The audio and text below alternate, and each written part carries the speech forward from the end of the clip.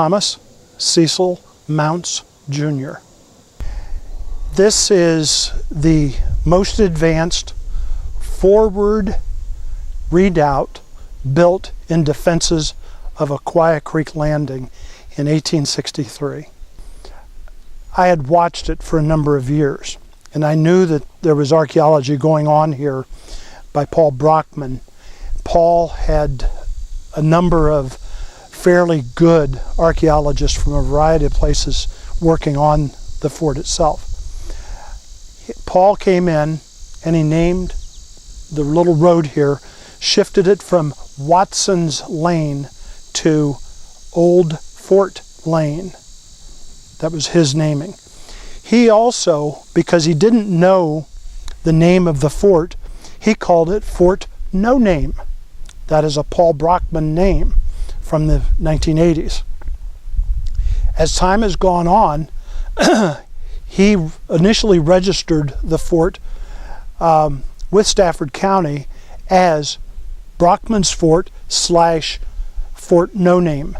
As we found out more that it is Redoubt No. 2, it has become Redoubt No. 2, one of the 3 that was built to protect the defensive works of Aquia Creek Landing in January through June of 1863.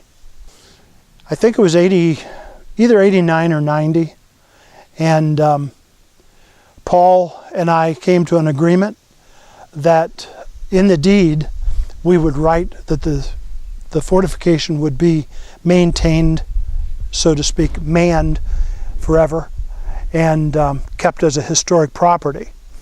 I then took it and got it on the Virginia Registry, and then I think it was in 2005, not exactly sure, got it on the National Historic Register. I'm going to quote a fellow named John Muller. John is the director of the Fort Lee Museum in Fort Lee, New Jersey, just on the west side of the Washington Bridge. It's a Revolutionary War fort.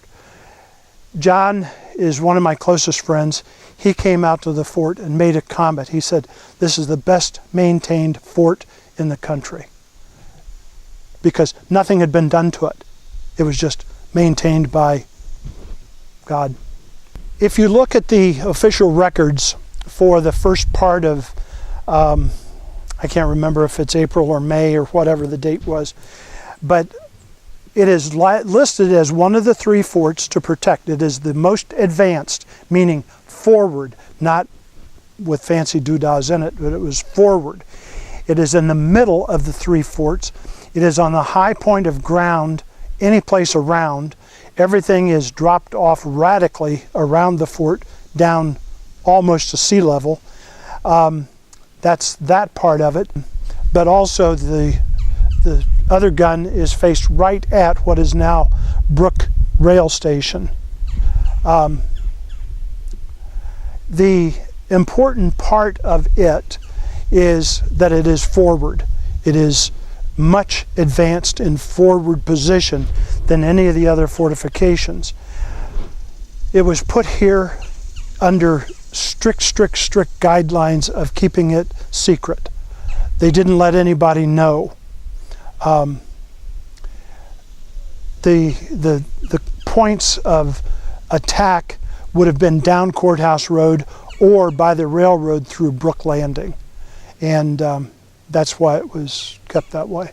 I have had Department of Highways people here, and I had them do a elevation and the one fella said, yes, this is the highest point east of I-95. But if you go west of I-95, less than a mile, it gets up pretty close to 400 feet. This is 247.8 feet. The fort was thought about in the neighborhood of December, late December, after Fredericksburg is 62. Then in January of 63, they started building forts to protect Aquia. The biggest part of this was probably completed early February of 1863. Again, according to official records and some of the other things, 12th Corps built it, and the interesting thing about it is it probably took 1,000 men about a little more than 3 days to complete the fort. Number one, even people who have lived here in this part of Stafford don't know it's here. So educating them, showing them, telling them that this is a part of history that can go way, way back. You know, possibly even the little road that goes from Marlborough Point over to Aquia Creek, Pocahontas may have gone back and forth on that quite frequently, which brings it right by the fort. The other part of it is making it available on a controlled basis allows us to keep it in as good of possible shape as possible, as we can. Erosion is our number one enemy. People walking on the top of the ramparts can cause it to erode. We let it grow out in the summertime onto the ramparts because it keeps the dirt where it belongs. In the wintertime, we try to reconstruct, put new logs down to make it so it doesn't melt into the fort.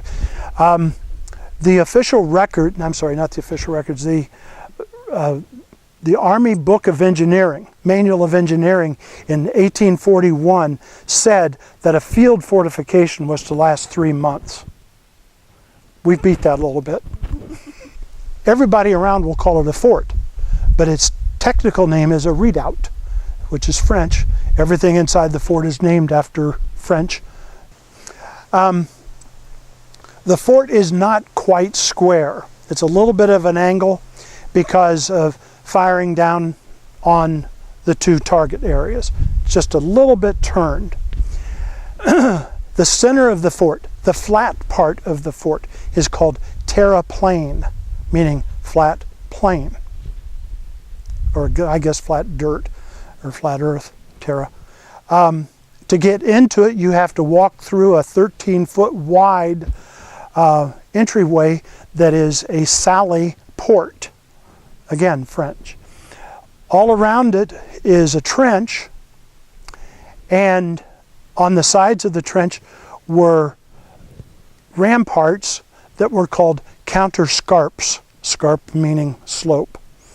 The back part of the rampart is called a escarpment. So all the French names.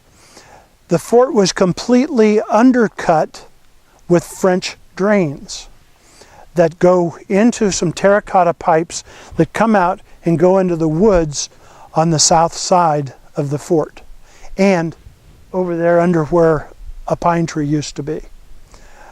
During a major hurricane, I came over here. During the hurricane, the entire trench was full with water overflowing, and there was hardly a drop of water inside the fort itself. So it could have been used in a fight, in rain, bad stuff. That all goes back to the engineering manuals that were taught to these people. The interesting thing was, Robert E. Lee had been superintendent of the West Point for a number of years, and he also taught engineering.